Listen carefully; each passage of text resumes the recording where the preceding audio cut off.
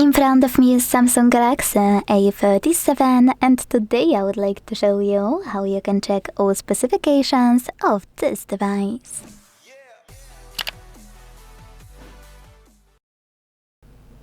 First of all, you need to open Play Store and download this app called DevCheck Device and System Info from Flutter Developer. When it's ready, launch it. And thanks to it, learn all the information about your device's dashboard, hardware, system, battery, network, apps, camera, and even sensors.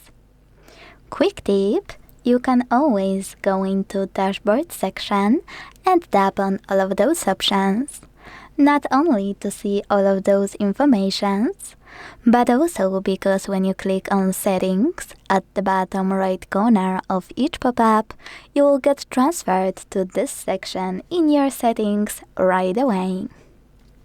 You can also do that by clicking on gear icons at the top right corners. Thanks so much for watching. If you enjoyed this video, leave a like, comment, and subscribe. Bye!